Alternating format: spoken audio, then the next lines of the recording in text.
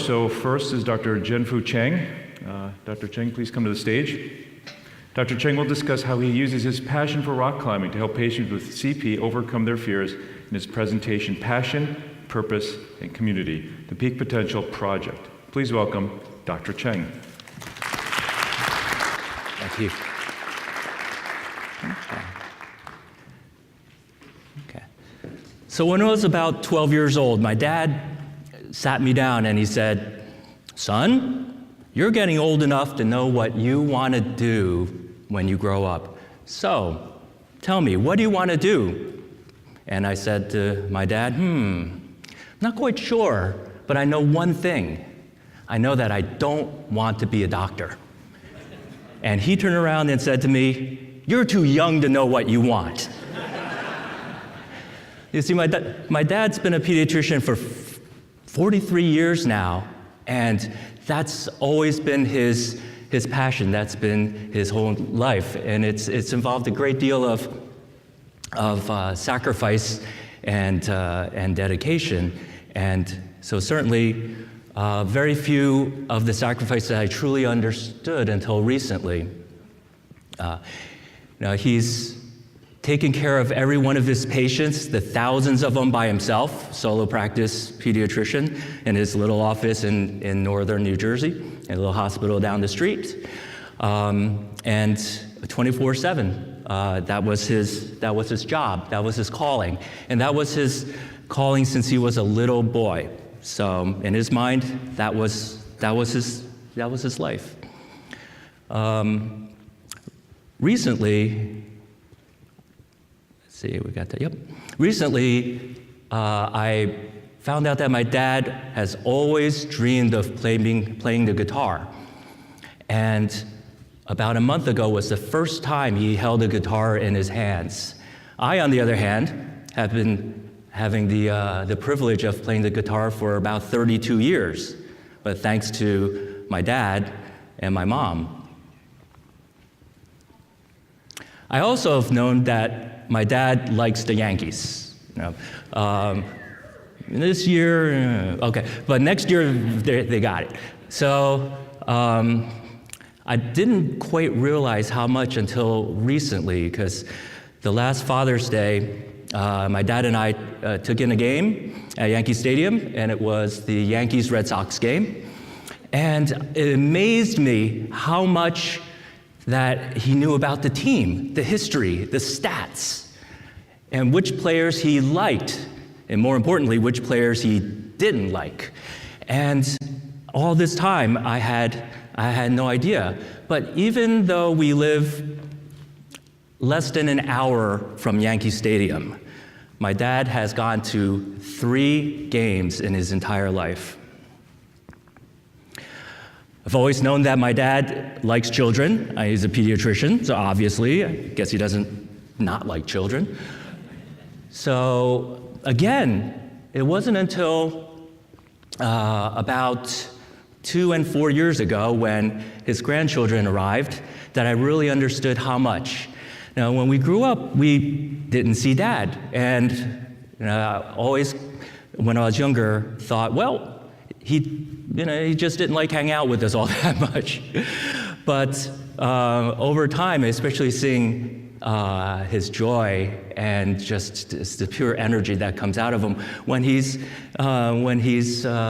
playing with our children, I finally understood that the amazing sacrifice that he made, kind of giving up his opportunity to watch his own children grow up in order to fulfill what he felt was his responsibility to his patients. So, life is always full of difficult decisions, and at one point, I finally, years and years and years later, figured that, well, going to medicine may not be such a bad thing. It was probably the most direct road I could think of, the most concrete one to be able to help other people. And so, even though when I was doing my post-bac pre-med classes out in Northern California, I still was torn, trying to decide, do I pursue a career in medicine or do I pursue a career as a rock climbing guide. So this slide here probably sums up how I was feeling during that time. Just standing there going, wow, this is a challenge. So paths don't necessarily need to divert. Perhaps there's a way to find a way to have them converge. Uh-oh. I'm sorry, this is, I apologize, I think this is an old presentation. I'm happy to go with it though. Okay, no worries. So maybe there's a way to converge the paths. So years ago, I was spending the time with my friend Christine here from high school, and I was a PGY2 in 2000. And we were at the rock climbing gym, and I was just sharing with her my thoughts and how I really wanted to create this program so I can take kids with physical disabilities rock climbing. But at the same time, I was whining, which I had gotten really good at, and telling her, well, I just don't know when I'm going to be able to do that. Where's the time? The whole medical training thing kept on getting in the way. So as good as I was with whining, my friends were even better at kind of kicking me in the butt whenever I needed it. And so this is probably a more appropriate slide here. Oh, there we go. So this is Christine when she's saying, I don't understand, JenFu, what's the problem? If you want to do it, just do it. Stop complaining, and I'll help. So she's an attorney, so she was able to help me with the piles and piles of forms and paperwork that you need to do to establish a nonprofit. But a year later, Peak Potential was born. And we enrolled our first kids, and we had one little session, one little climbing gym. And through the years after that, I learned quite a deal.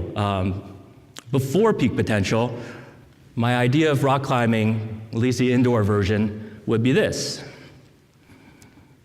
But after going down the path of Peak Potential for a few years, I realized that certainly this is rock climbing, and this is rock climbing as well. This, of course, was rock climbing as I knew it, this as well, but also this is rock climbing, as well as this. And when we think of rock climbing, so much of what's in my heart as what I think about is climbing happens not on the rock cliffs. It's the time you spend with your friends. And so to me, this is climbing as well. And of course then, this is climbing. This is climbing too. And certainly learned that with competition climbing, this is, again, my previous idea of what it would look like. But soon I learned that this as well is competition climbing. So what have we learned all through these years? We know that activities of children with disabilities, they tend to be more dependent on adults. They take place at home. They generally are more appropriate for children who are younger, and they encourage a passive lifestyle.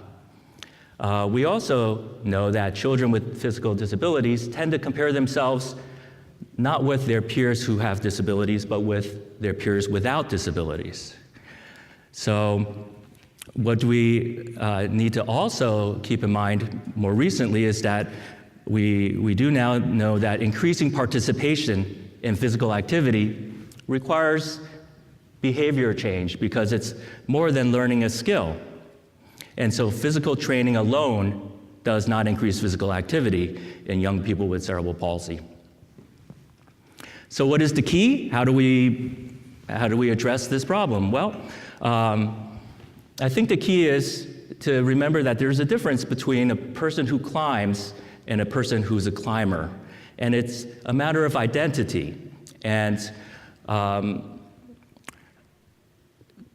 we have to tap then this power of community in order to foster this identity, this connection with not just the activity, but all that goes along with it. And so our program is designed to not just give a child an experience in rock climbing, but rather give them a ability to become climbers. And so it's a 12-week program, once a week, and after they finish, they can apply for an unlimited number of additional 8-week sessions. And we hope that this continuity, the connection with the volunteers, the other climbers, the gym staff, will help to kind of cultivate this community. And so, this is the rock climbing gym that Peak Potential, where I was born, and our walls there are 23 feet tall. And that doesn't seem much, but in reality, if you're knee-high to a grasshopper, 23 feet's not bad, which most of our kids are. But a few years ago, we took a team down to compete in the first paraclimbing national championships in Atlanta. And I had some reservations because I was concerned that our kids may be intimidated by this world-class facility, walls that were 3 times taller than the ones we climb in. But this photo was taken just a few minutes after we arrived. And Katerina is somewhere in this photo, and I don't know if anyone can find her, but I'll give you a little clue. There she is. Okay. So my silly concerns, I think the moment that Katerina got on that climb, she realized her place in a much, much bigger world. And that will, I think, carry her further and further in her life. So let's look at the numbers. 17 is the number of years we've been running the program. We have 4 locations in New Jersey. We run 5 sessions each week, all year round. And we had, so far, a few dozen outdoor climbing sessions. Hundreds of awesome participants, well over 100 volunteers, contributing over 2,500 volunteer hours per year at no cost to the participants ever, and no salaries for any of the staff. So actually my favorite stat is 4 is the number of married couples we have who met volunteering. So we really do kind of consider this community and family. So Morton Hansen from UC Berkeley said, well, passion is do what you love. Purpose is do what contributes. But I don't really think that those are mutually exclusive. The ideal is to have both, and I certainly think that's possible. Evan, I think he summed it up quite well. He just said, it was just a challenge for me. That's what we do here, take on challenges. Seems like, of course, gosh. So is medicine the noblest profession? For many of us, the answer is probably yes. But if you listen to P.T. Barnum, he certainly considers the noblest art is that of making others happy. So again, for us, medicine would fit that definition, but so would piccolo playing or cooking or bocce. I don't know, I love bocce. So if you can marry together your different passions, there are synergies that can be amazing for you and those in the community around you. So I appreciate your time. Thank you very much.